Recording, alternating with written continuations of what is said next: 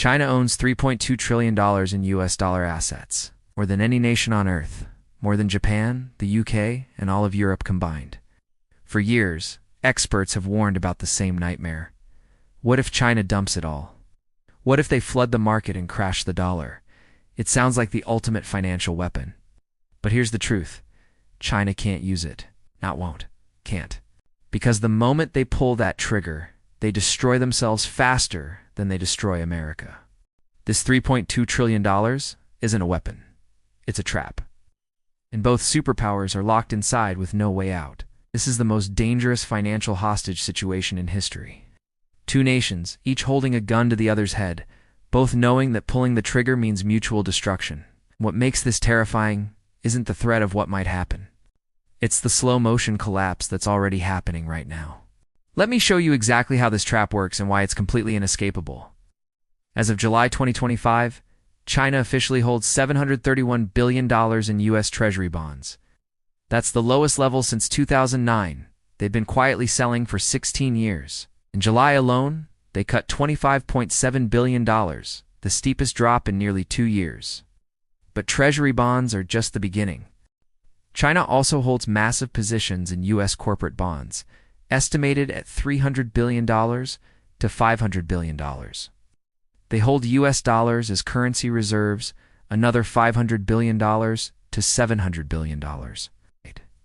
They hold mortgage-backed securities worth around $200 billion.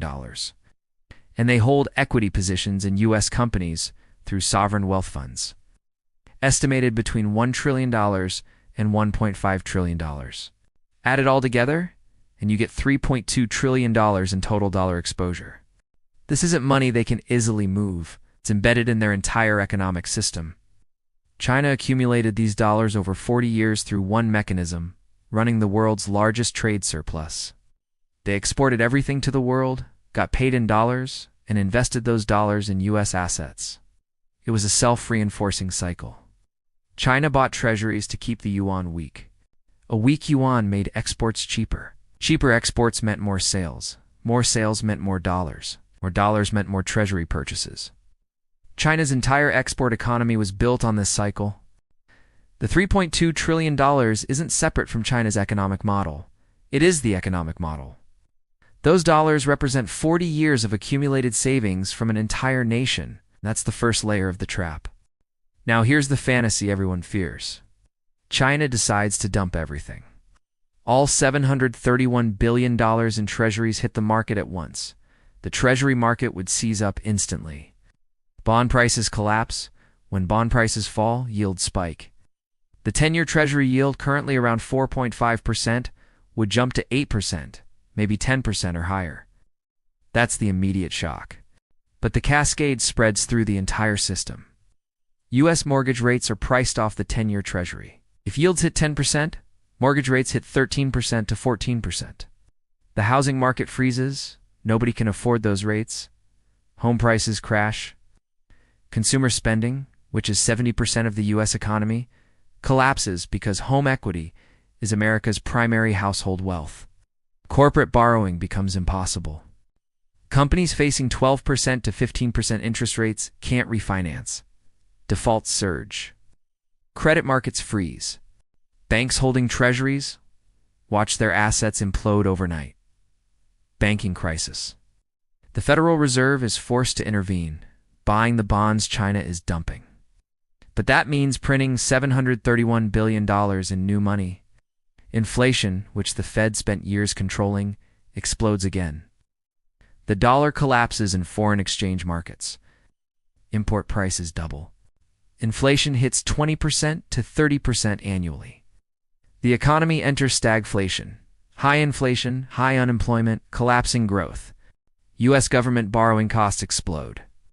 The government currently pays $1 trillion per year in interest. If yields double, interest costs hit $2 trillion annually, more than the defense budget, more than Medicare. The government faces a funding crisis. They either cut spending massively or print more money. Either choice accelerates the crisis. This is the nightmare scenario. Financial nuclear weapon. China pushes the button and the U.S. economy implodes. Except here's the reality. The moment China dumps those treasuries, China destroys itself even faster. Start with the most immediate effect. When China floods the market with treasuries and sells dollar reserves, the dollar plummets. Let's say the dollar loses 30% of its value in weeks. That sounds catastrophic for the US, and it is. But it's worse for China. Because China still holds $2.5 trillion in other dollar assets. The moment the dollar loses 30%, China just lost $750 billion. Gone.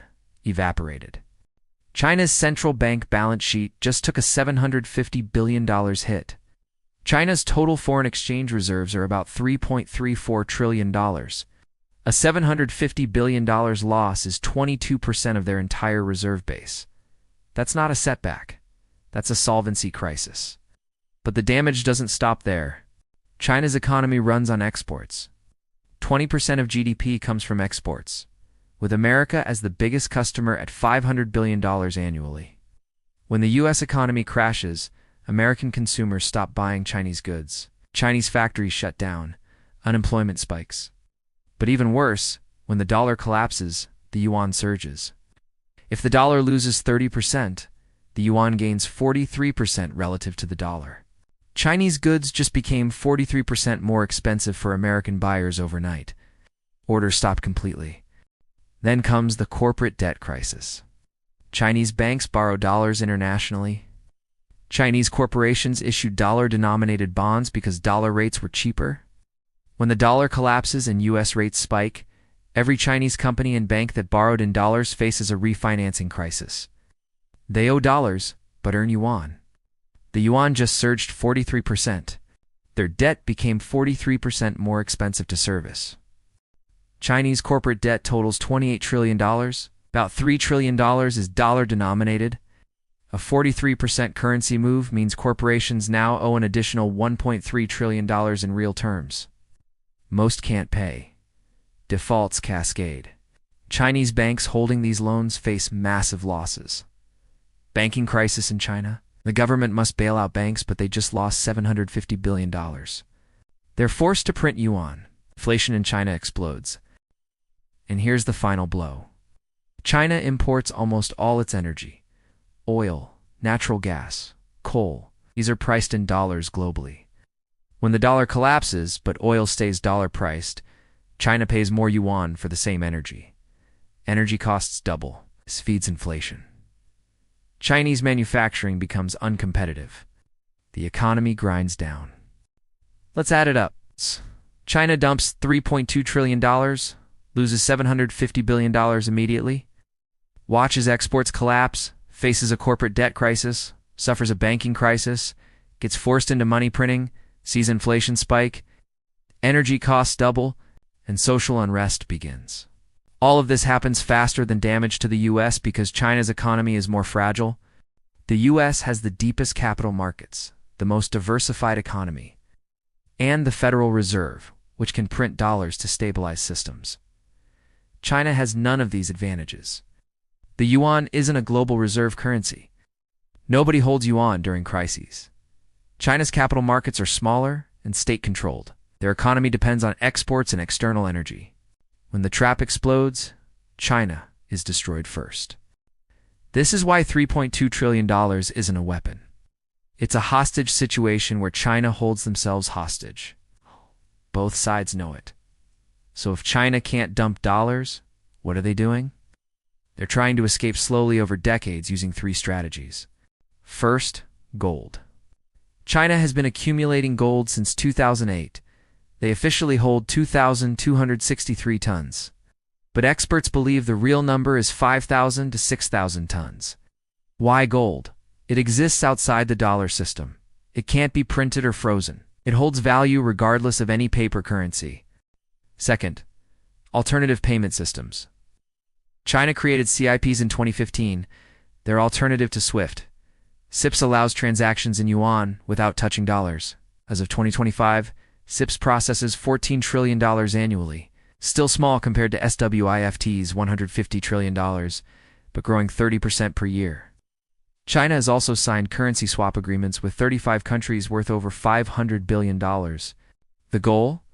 Create a yuan trade bloc where imports and exports bypass dollars entirely. The yuan's share of global trade has grown from 2% in 2015 to 7% in 2025. Progress. But at this rate, it takes 30 years to reach 50%. And China doesn't have 30 years because the trap is active now. Third, internal consumption shift. China is rebalancing from exports to domestic consumption. If Chinese citizens consume more domestically, China needs fewer export dollars. Consumption has risen from 38% of GDP in 2010 to 55% in 2025. But as wages rise, exports become less competitive. Factories move to Vietnam and Bangladesh. China's trade surplus fell from $400 billion in 2015 to $250 billion in 2025. Fewer dollars flowing in sounds like escape. But China still holds $3.2 trillion in existing assets they can't sell without crashing everything. China started this process in 2008. 17 years later, they're only 25% through full diversification. At current pace, full escape takes another 20 to 30 years. We're talking 2045 to 2055, before dollar exposure drops below $1 trillion. The level where dumping becomes feasible. But here's the critical question. Does the system last that long? The U.S. is accumulating debt at $2 trillion per year. National debt is $38 trillion. Interest costs approach $1 trillion annually. The Fed has printed trillions. Inflation persists. The dollar's reserve status is eroding, not from Chinese attacks, but from U.S. debasement. If the dollar collapses before China escapes, China takes catastrophic losses. This is the race. Can China diversify before the dollar collapses under its own weight? Right now, the answer is no. China needs 20 years. The dollar's problems suggest crisis within 5 to 10 years. China is trapped. They can't dump dollars without destroying themselves. They can't hold dollars without being destroyed when the dollar collapses. Lose-lose. And here's where it gets interesting. The U.S. is trapped too. American policymakers know China holds $3.2 trillion and could theoretically dump it. So U.S. policy is constrained. The U.S. can't be too aggressive because China could retaliate financially. When Russia invaded Ukraine, the U.S. froze $280 billion in Russian reserves. Just took them. The most aggressive financial weapon ever used. But the U.S. can't do that to China. If the U.S. froze Chinese assets, China would have nothing to lose. They'd dump everything immediately, destroying themselves but taking the U.S. down too. Mutually assured destruction. So the U.S. must be careful. They can't freeze assets. They can't cut China from SWIFT. They can't use their full financial arsenal. China's holdings act as a deterrent, constraining U.S. action. Both sides are stuck. China can't dump without self-destruction and U.S. retaliation. The U.S. can't weaponize the dollar without triggering financial crisis. It's the most sophisticated standoff in history, invisible to most because both governments pretend it doesn't exist. Here's what this means for the dollar. China's slow escape actually supports the dollar short-term. They're reducing holdings gradually, not aggressively. That means Treasury demand declines slowly rather than collapsing suddenly. U.S. rates rise gradually. This is manageable. The Fed can adjust. Markets adapt. It's not a crisis. It's slow erosion. But slow erosion has a tipping point. When dollar reserves fall below 50% of global central bank reserves, confidence breaks. Other countries follow China. The shift accelerates. The dollar loses reserve status through market dynamics, not Chinese attack. Right now, the dollar is 56% to 57% of global reserves. Down from 72% in 2000. That's a 14 to 16 percentage point decline over 25 years. At that rate, the dollar hits 50% around 2030 to 2032. But the rate is accelerating. If it continues, 50% could hit by 2028. Once the dollar falls below 50%, the question changes from, will the dollar remain dominant, to what replaces it? That's when BRICS currencies, gold systems, and regional blocs become viable. The shift accelerates into crisis. And China just keeps executing slow diversification, while the dollar's problems do the rest. Here's the ultimate irony. Both nations are trapped, but the trap was created by mutual benefit. For 40 years, 1980 to 2020, this relationship was win-win. China industrialized rapidly, lifted hundreds of millions from poverty, became the world's second-largest economy. The U.S. got cheap goods, increased purchasing power despite stagnant wages, massive corporate profits from offshoring, and cheap government financing as China bought treasuries, keeping rates low. Both benefited enormously for decades. But the mechanism creating benefits also created the trap. China's industrialization required dollar accumulation. U.S. cheap goods required Chinese production. The interdependence became so deep, neither could exit without destroying what benefited them. Now, 40 years later, the system is breaking. China's labor costs rise. Its debt is unsustainable. Benefits decline, but the trap remains. Over the next 5 to 10 years, here's what happens. China continues slow diversification. More gold, more yuan trade, more internal consumption. The U.S. continues debasing. More deficits, more printing, more inflation. The dollar's reserve status keeps eroding. 57% today. 50% by 2028, maybe 40% by 2032. At some point, one of three things occurs. First possibility, orderly transition. The dollar remains major, but not dominant. The world shifts to multipolar currencies. Yuan for Asia, euro for Europe, dollar for Americas. No crisis, just gradual adjustment. This requires competent leadership, stable geopolitics, no shocks. Probability, 20%. Second possibility, crisis transition. Triggering event, debt ceiling breach, bank failure, geopolitical conflict causes sudden confidence loss. China dumps dollars defensively. The U.S. retaliates. Mutual destruction plays out. Global financial crisis, depression, currency, chaos. Eventually stabilizes after massive wealth destruction. Probability, 50%. Third possibility, trap collapses on both. The dollar's internal problems cause collapse before China escapes. China takes catastrophic losses on $3.2 trillion. Both economies implode simultaneously. No winner. Both losers. Probability, 30%. None are good. Best case is managed decline. Worst case is mutual annihilation. Most likely is somewhere between chaotic crisis and mutual destruction. Here's what you must understand. This isn't about picking sides. It's recognizing the two largest economies are locked in a structure that benefits neither, but traps both. And that structure is unstable. The $3.2 trillion isn't a weapon China can use. It's a liability both are stuck with. As the dollar weakens, as U.S. debt grows from $38 trillion onward, as China tries escaping, instability increases.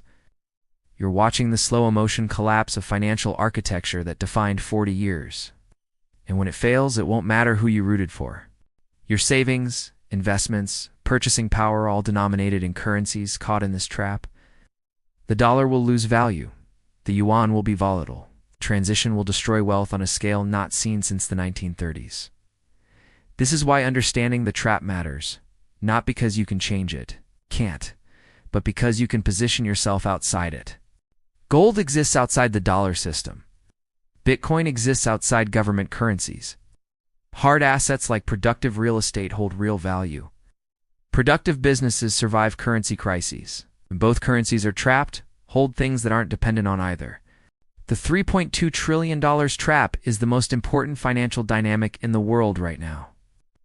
Almost nobody's paying attention because both governments pretend it doesn't exist. China doesn't talk about it because admitting the trap shows weakness. The U.S. doesn't talk about it because acknowledging China's leverage creates panic. So both stay quiet, execute slow strategies, and hope they can navigate out before the cliff collapses. But the cliff is crumbling, and time is running out. Over the next 5 years, this trap will either slowly release or catastrophically collapse. Either way, it's the most important financial story of the decade.